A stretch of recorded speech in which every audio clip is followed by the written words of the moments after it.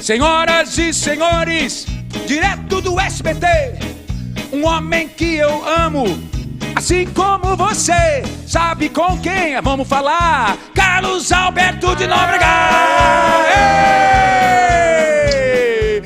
Carlos Alberto! Uma salva de palmas para Carlos Alberto de Nóbrega! Aleluia, Carzão! Aleluia te ver aqui, meu irmãozinho! Que satisfação estar aí no teu programa. Eu vejo pela UOL, eu te acompanho e estava torcendo para ser convidado, porque você é uma criatura que é muito querida por todos nós. Eu te conheço já há muito tempo também. Faz tempo, você era garoto. Pois é, eu era um garoto, ele também, sempre um garoto de 84 anos, maravilhoso, que quando a gente encontra com o Carlão, me permita chamar você assim, quando a gente encontra com o Carlão, a gente fica revigorado, a gente fica reenergizado, porque a paixão com que ele vive a vida e com que ele faz o que ele faz para viver, são encantadores. E agora, nesse momento, o tanque de gasolina está cheio de gasolina, eu fico imaginando o primeiro dia da retomada. Você já pensou nesse dia, Carlão? O dia que você for botar o pé de novo naquela praça lá, naquela seu estúdio, o que deve transbordar de emoção, né? Olha, vai ser difícil, porque eu sou chorão por natureza. Estou esperando essa hora como criança espera Papai Noel no Natal. Porque eu estou sem trabalhar desde 18 de dezembro. Porque nós temos férias e janeiro e fevereiro foram reprises, em março eu tinha 2 programas prontos. Dia 15 de março fui para o sítio, fugi do vírus. E no começo, tá vendo, foi muito difícil. Embora eu estivesse lá no sítio, era muito calor, muito sol, então tinha piscina, tinha os meus bichinhos lá, os meus cachorros, mas aí começou a ficar chato. Eu comecei a ficar triste. E chegou em maio, dia 2 de maio, eu vim a São Paulo para acertar, é o dia do nosso pagamento. Eu tinha que vir a São Paulo e disse, eu vou querer voltar.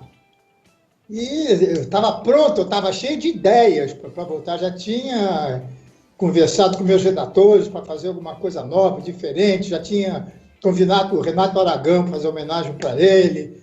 Tinha falado com outros colegas também, que eu vou tentar ter no programa. E, de repente, não. Foi muito difícil. Aí, eu comecei a inventar doença para mim. Isso é que foi ruim. Eu comecei a achar que eu estava doente. Primeiro que realmente eu dei uma boa envelhecida nesses 7 meses. Minha voz está ruim, já estou rouco, mas eu continuo fazendo exercícios, eu continuo me cuidando. Mas eu estou um pouco desgastado. Eu comecei a achar que eu tinha um problema na pele, eu achava que era um câncer de pele, fiz biópsia, não era. Aí, uma dor de barriga, fiz endoscopia, não tinha nada. Fiz ultrassonografia de rim, bexiga, tudo aqui por baixo, nada. Então, era a cabeça que estava ruim. Então, comecei a lutar contra esse vírus. Estou torcendo para ele não me pegar, e não vai pegar, que eu não vou deixar. Não vai, E morrendo de saudades. Porque é meu grande problema... Olha, você me corta quando quiser, que eu falo muito, eu também. Pelo amor de Deus, pode falar, a praça é sua. Não, porque a minha tristeza de não estar também trabalhando é que uns 8 ou 10 colegas meus são contratados. O resto são 56 pessoas que fazem parte da equipe e quase todos, ou praticamente todos, cachê. Eles ganham cachê e estão sem trabalhar. Isso me incomoda muito, porque eu sou contratado, então o meu vem todo dia 1º e o deles, aqueles que me fazem fazer o programa. Eu preciso de todos eles. Né? Hoje mesmo, Carlão, já te interrompendo um pouquinho, não querendo interromper, eu falei com uma colega nossa, uma atriz de uns quase 70 anos de idade, também passando pelo mesmo procedimento, pelo mesmo processo, quero dizer, psicológico, profissional. Também não está fácil para ela, não está mais ligado à emissora, está sem contrato. É uma fragilidade profissional, pessoal, financeira, vira mental, porque aí a gente começa a achar que a doença está na gente, né? Começamos a nos atacar, a mente começa a determinar uma rota de ataque contra nós mesmos, né? A autoestima vai lá para baixo. E eu imagino essa turma toda que você chama de família. Quantos desses seus familiares que estão na Praça é Nossa, que estão desesperados hoje em dia, né? E você, às vezes, sem poder dar um prognóstico, né? Sequer para eles. Não dá, porque eles vivem... claro que você sabe. Mas a televisão é uma vitrine. A televisão não paga maravilha, paga para uma determinada elite, vamos chamar assim.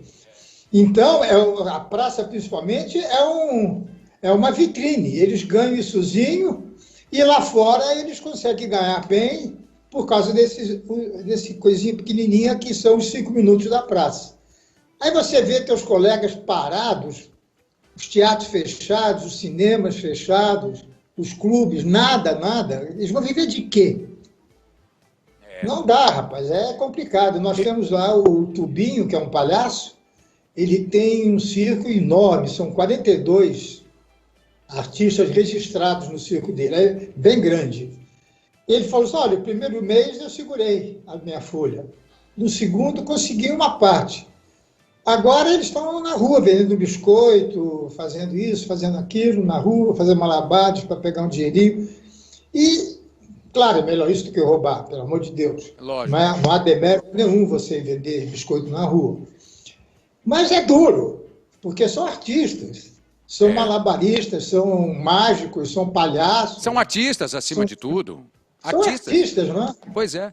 E até falando até em artistas, eu estava vendo o SBT, nós estamos acompanhando, né? Todo mundo está se remodelando. O negócio está sendo testado ao limite. O estresse financeiro, econômico, social, do modelo do negócio, que também já estava sendo remodelado, apertou muito com a pandemia. E o SBT, nos últimos tempos, teve muitos cortes. Muitos. Que entristeceram a mim, entristecem a você, quem é apaixonado por televisão, quem faz parte dessa jornada, pelos companheiros, mas pelos artistas que a gente admira. Em algum momento durante esse processo, você achou que poderia chegar na Praça é Nossa também? A praça poderia... Passou pela sua cabeça? Te deu medo? Não, isso não. Medo nenhum. Tanto é que, por causa da audiência, a praça é um programa, talvez de maior audiência da emissora, e está vendido. Que o que aconteceu foi que os merchandising praticamente pararam, mas tem muitos comerciais vendidos, dava, e eles não iam tirar a praça. Isso tanto é que eu achava que o meu contrato fosse acabar em dezembro, e o mês passado eu fui falar com o Maciel, que é o nosso vice-presidente, e eu quis almoçar com ele, e almoçamos. Aí, na hora da sobremesa, ele perguntou, mas o que é que você queria comigo, afinal? Não, Maciel, tem que acertar meu contrato, que acaba em dezembro. Nós estamos em setembro. Ele disse, não, seu contrato nós já renovamos em agosto, por mais 2 anos e meio. Seu contrato termina só em março, fizemos uma renovação automática, 2 mais 2. Então, isso te dá confiança. Porque eu sei que quando eu voltar, volta todo mundo. Ah, que maravilha. E vai voltar com aumento. Não, e vai voltar com aumento, certamente. Ah, que coisa linda de ouvir. Você é o paizão dessa família, é bonito você já condicionando essa retomada com autoestima, mas com valorização também. Carlão, nosso papo está ótimo, mas eu acho que a plateia também quer fazer perguntas para você, porque o Otalab tem essa conexão entre os artistas e a nossa plateia. E leva a câmera para lá, porque tem plateia virtual que quer fazer pergunta para você. Vou começar com o Tinho, que é do humor. Tinho, manda aí uma pergunta, por favor, por Carlos Alberto de Nóbrega. Primeiramente eu queria falar que eu tô tremendo aqui, cara, porque falar com o Carlos Alberto é uma coisa, tipo, incrível, cara. Ele e o Silvio Santos, acho que se eu ver um dia eu caio de costas no chão, porque os caras são, para nós que somos radialistas, os caras é muito ícone. Então, ô Carlos Alberto, primeiramente um prazer aí, cara, falar com você, ó. Produção, traz uma água pra mim aí, pelo amor de Deus, que eu tô tremendo de verdade, ó. Carlos Alberto, ó, de todos os comediantes que você já trabalhou, e olha que foram muitos que eu acompanho a praça, desde quando minha avó, ela tinha, sei lá, tinha 6 anos, minha avó. E eu já assistia com ela, e eu vi o tanto de humoristas que foram, os novos. Eu queria saber, de todos esses que passaram, qual que era o cara mais engraçado, aquele que você não se aguentava? Porque eu sei que quando você solta aquela risada gostosa sua, mas tem vezes que você não consegue parar, porque os caras contam uma piada muito boa. E eu queria saber, quem que é o cara mais engraçado que você já contracenou? Olha, foi realmente o Golias, o mais engraçado. Golias foi um gênio. Golias foi um gênio. E hoje em dia eu dou muita risada com o Matheus Ceará. Pelo seguinte, Tinho, aquela risada não é forçada, porque tem quadros que eu não ensaio, porque não tem texto. Então é o Paulinho Gogol, o Matheus, o Ari Toledo, e às vezes tem um ou outro que também faz o seu texto. E eu não quero ensaiar, vai na hora. Então eu dou risada, aquela minha risada é risada mesmo. Mas atualmente o que mais eu consigo rir, porque ele é muito engraçado pessoalmente, porque a grande maioria dos comediantes, essa grande maioria é tímida. Se você conhecesse o Chico Anísio, você não ia acreditar que ele era aquele monstro sagrado. Ele era super fechado, sempre amargo, de poucas palavras, ele era um gênio. Eu chamava o Chico de mestre. E eu aprendi muito também com o Jô Soares, porque nós fomos escrever um programa no passado, você nem era nascido, foi em 60 e pouco, Família Trapo, era um programa de um sucesso louco, e eu escrevia com o Jô. E nós lançamos naquela época uma novidade, escrever em dupla, que antigamente cada um tinha o seu programa, não é? E eu e o Jô nos juntamos e fizemos um programa que marcou muita época na televisão, que é a Família Trapo. Mas eu adoro comediante e eu gosto de essa alegria, essa preocupação que eu tenho hoje, viu, tá vendo? Sim. É pelo seguinte, o pessoal do passado é o pessoal que começou comigo na TV Rio, depois nas outras televisões, na Globo, então é tudo que já tinha mais ou menos a vida encaminhada. Claro. Essa garotada é a minha. Eles são meus filhos, eles me chamam, que eu não gosto, me chamam de senhor, seu Carlos. Acho isso horrível. Você trabalhar com um colega e chamá-lo de senhor. Eu também. Mas é pela diferença de idade. Eu sei que é respeito, mas também... E eu tenho muitos ciúmes deles. Eu até, de vez em quando, eu dou umas brecadas quando os meus colegas começam a pedir algum artista meu assim emprestado, que eu sou obrigado, que o artista não é meu, ele é contratado da emissora. Mas por questão de ética, de educação, eles Claro. me procuram. Claro. Mas eu tenho ciúme. Não vou te mentir, é como se fossem meus filhos, cara. Eu tenho ciúmes dos meus filhos, tenho ciúmes da minha mulher, das minhas coisas, e tenho dos meus artistas. Bom, falando em artistas que a gente também ama, como você bem falou do Golias, que é seu grande riso ali, saco de riso, parceirão de vida, olha só o que o Tinho, esse rapaz, tem tatuado, olha só quem ele tem tatuado na perna dele. Bota a imagem no ar, por gentileza, produção, para mostrar. É o Ronald Golias na perna do Tinho. Olha que demais. Tinho, por que isso? Onde é que surgiu essa ideia? Porque eu tenho, já está explicado, a paixão pelo humor e por eles. Mas quando é que você fez essa tatuagem? Cara, eu tenho um grande amigo que é o Ivanzinho, Ivan Neves. Ivanzinho, um abraço para você, ele fez a minha tatuagem. E nós fomos uma convenção em São Roque, né? E na convenção tinha um quesito, não é quesito que fala, bom, eu vou falar que é um quesito que tinha que ser personagens brasileiros, né? E ele queria participar em outras categorias, outros quesitos lá e não conseguiu. Então ele falou assim, ô Tinho, eu vou participar do personagens brasileiros. Que personagem que nós vamos fazer? Aí, cara, veio até o Carlos Alberto de Nobre que eu pensei em fazer. Pensei em fazer o Silvio Santos, pensei em fazer o Chico Anísio, porque tinha que ser uma pessoa que marcou o brasileiro, assim, né?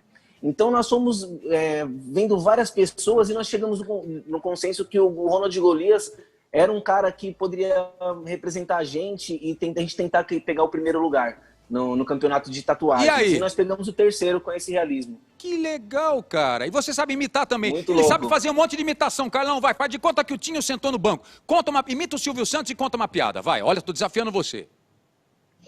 O Silvio? Vai. Vai, deixa eu ver. Eu sei que você imita muito melhor. Vou fazer o meu. Mas olha só. Olha quem tá aqui agora. É o Carlos Alberto de Nóbrega. Vai vir pra cá. Agora, Carlos Alberto. Vou contar uma piada pra você. Conta. Mas você sabe qual que é a comida que rebola?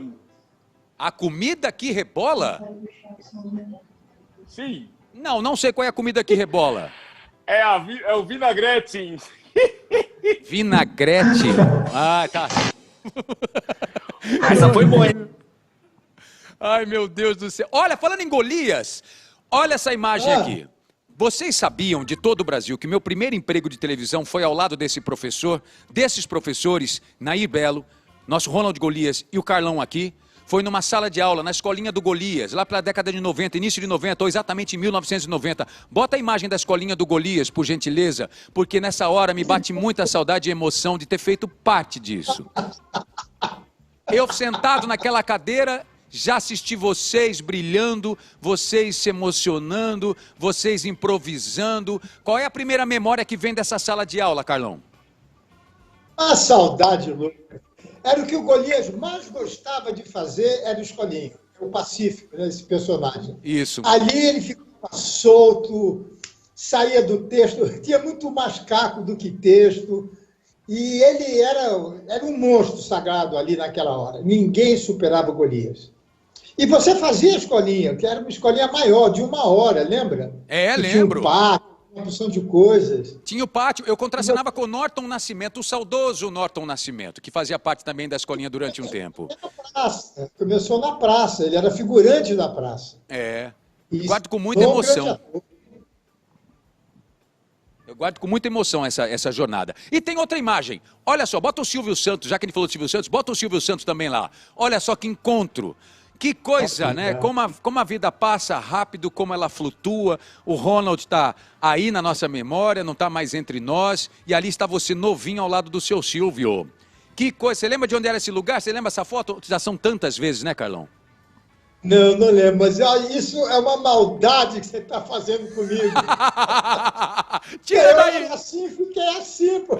Você agora tá Maomé, tá mais uma figura bíblica, né? Vai fazer novela na Record, Carlão. Casa lá do sítio. Eu vou deixar crescer a barba. Tinha que fazer alguma. Agora eu não quero tirar, que tá todo mundo gostando. Estão me chamando de Papai Noel. Vai fazer uma novela lá com o bispo, vai fazer uma novela na Record bíblica. Ó, tem pergunta da plateia para você virtual. Tem mais gente querendo perguntar. A Priscila quer fazer uma pergunta pro Carlos Alberto de Nóbrega. Leva a câmera para lá, por gentileza. Ei, Oi, Priscila. Carlos Alberto, em primeiro lugar, né, eu queria falar que estudei com seu filho na escola no Rio Branco, com o Maurício. Olha! Como o Otaviano falou, né, o tempo voa, né, passa, flui, né, rápido, só há 40 anos, né? Olha o Maurício ali, gente, na foto da escola dela. Olha, rapaz. Que legal. Ele era muito Maravilha. bonzinho, muito simpático, E você muito sabe de uma coisa, educado. Priscila? Eu estou dando essa entrevista por causa dele. Porque ele é dentista. E ontem eu estava almoçando, eu quebrei esse dente aqui. Metade do dente. E eu corri, fui lá para o consultório dele, disse, eu tenho que gravar amanhã com o Otaviano, pelo amor de Deus, dá um jeito. E ele deu um jeito. Senão, eu ia ter que falar assim com você. Tá doido? Aí, Priscila, viu? O Maurício salvando a vida do Carlão. Mas me faz uma pergunta, Priscila, quero te ouvir mais um pouquinho. E seu pai, né, que começou com a Praça da Alegria, né? Eu queria saber qual foi a lição que ele deixou para você, né, que te moveu aí nesses anos de estrada.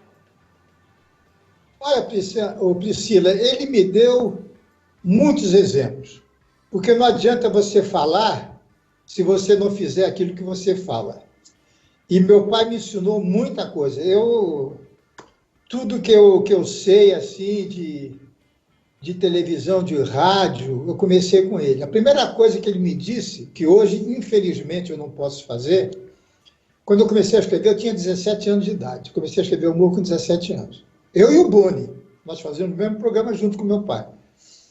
E ele disse, olha, meu filho, toda vez que você escrever alguma coisa, alguma piada, alguma coisa, veja primeiro se sua mãe pode ouvir. Se ela puder ouvir, você bota no papel. Isso é uma coisa assim que eu carrego até hoje. Infelizmente, hoje, o mundo mudou, isso ele falou em 1954, há 66 anos atrás, mas eu gostaria de seguir o exemplo. Ele me deixou muitos exemplos. Ser um profissional disciplinado. Eu sou muito disciplinado, o Otaviano sabe disso. Ensaio comigo é 6 horas, é 6 horas, não é 6h15. Se não chegar decorado, não grava e não grava mesmo. Entendeu? Porque eu sou assim. Eu dou o exemplo. Se eu decoro 40, 45 páginas, um colega que tem 2 páginas para decorar, ele tem que estar decorado, que ele recebe com uma semana de antecedência. E a responsabilidade, que meu pai também me ensinou, é o seguinte: nunca falar mal de alguém, principalmente como ele citou o caso de um político. Falou: meu filho, se você falar mal, chamar fulano de ladrão, não sei o que é isso, ele tem filho, ele pode ter neto, que não tem culpa das besteiras que ele fez. E o filho ou o neto poderiam ser prejudicados pelo avô, pelo pai, fazer coisas erradas. Então, eu tenho um quadro do meu programa, que é o João Plenário. Tudo que é safadeza que tem na política, eu passo para o João Plenário. Nunca digo quem fez a besteira. Isso é uma coisa que eu aprendi com ele. E respeitar o público. A gente tem que saber, não é, tá vendo? Que você não pode negar uma selfie, você não pode negar agora não tem mais, um autógrafo. Você não pode deixar de responder no seu Instagram se alguém te fizer alguma pergunta pelo WhatsApp. Eu respondo sempre, nunca deixei ninguém sem resposta. Isso eu aprendi com ele. Muito bom. Tudo isso que eu sei, eu aprendi com ele. Nossos pais, como os nossos pais sempre, eles são nossos maiores professores. E você teve o Golias ao seu lado, que também serviu como um professor para... Claro, a gente aprende com nossos colegas também, né? Tem alguma história curiosíssima, uma história que ninguém sabe de Golias e Carlos Alberto de Nóbrega juntos, em alguma roubada que vocês entraram, alguma situação daquelas tragicômicas. Tem alguma história que você talvez não tenha ainda contado, ou contado de uma maneira ainda tão diferente? Não, nunca contei. Aliás, deixa eu até te falar que eu estou escrevendo o livro da minha vida profissional. Olha! Só como a vida profissional. Eu não falo de filho, não falo de mulher, Tá. não de casamento. É a vida profissional. E eu estou contando todas essas coisas que o público não sabe. E eu vou contar uma para vocês que aconteceu em 1960. Nós tiramos férias, que meu pai foi viajar, foi dar a volta ao mundo e ia ficar 3 meses viajando. E ele pediu para a gente não trabalhar. Nós tínhamos contrato, mas ele conseguiu da gente não aparecer na televisão. E nós começamos a viajar pelo Brasil, fazendo show. E tinha um show marcado em Mato Grosso, em Cuiabá. Na minha cidade. Naquela época... Na minha cidade, Cuiabá. Naquela época, tá vendo? Eram 6 horas de viagem do Rio de Janeiro para Cuiabá. Tá. 6 horas. A gente pegava avião no Rio de Janeiro, Santos Dumont, parava em São Paulo, ia sei o quê, Parará, ia, tal. E chegava em Cuiabá. O avião saiu às 6, chegamos 1h da tarde. Acabamos ficando amigos da tripulação. E a tripulação ofereceu: escuta, vocês não querem carona? E o Golias: não precisa, porque toda vez que nós chegamos no lugar, o presidente do clube vem buscar a gente, tem o público para nos receber, muito obrigado. Descemos em Cuiabá, chegando no aeroporto, não tinha ninguém. Ninguém. Mas ninguém. Aí nós pegamos carona na Kombi, né? Era Cruzeiro do Sul, era a aviação Cruzeiro do Sul. E fomos para o hotel, que era o único hotel bom que tinha naquela época. E chegamos lá, não tinha reserva para gente. A coisa já começou a ficar ruim. Meu Deus do céu! Aí eu falei: vamos até a rádio. Fomos à rádio. Perguntou: fulano de tal. Disse: ele não está agora. Ele está na casa dele. Então, o senhor me dá o endereço? Não tem endereço para a casa dele. Eu falei: como? Não, porque todo mundo aqui conhece onde é que ele mora. Nós pegamos um carro, fomos até a casa dele, que era no meio do mato. Tinha uma casa com a porta, aquelas janelinhas, né? Sim. Tocou a campainha, o cara abriu aquelas janelinhas. Ih, é hoje? Cara, é hoje em Cuiabá? Aí ele disse: mas ninguém avisou. Sabe por quê? Deus do céu! Os banheiros estão quebrados no clube, nós cancelamos o show. Vocês não foram avisados? Nada. O cara não avisou nada, rigorosamente nada. Tivemos que pagar até o hotel. O mais engraçado de tudo, que isso não é brincadeira, isso não é piada. O cara nos fez entrar para tomar um café, que ele era simpático, ele não era... Ele é burro. Sim. É um cara que não tem juízo nenhum, não tinha... cabeça para ligar para o Rio de Janeiro e dizer, olha, não vem. Sabe como é que ele andava dentro da casa dele, com os filhos, a mulher? Pelado. Olha que maravilha! Pelado. Você não pode imaginar como é... Era meu pai, gente. Eu tinha que contar. Era eu, Piquititinho, era meu pai. Pelado, passado, cruzando a pedra e tomando um cafezinho com você. Ele pelado tomando cafezinho com você. Que maravilha! Pelado. Olha Os que filhos, coisa... filha, a mulher. Como... Que coisa linda! Pelado. Uma salva de E palmas nós- para Cuiabá e o homem pelado que cancelou e não avisou. Que coisa, Carlão, cancelou e não Cuiabá. avisou o show. Em Cuiabá, do outro lado do mundo. Que coisa, rapaz. Qual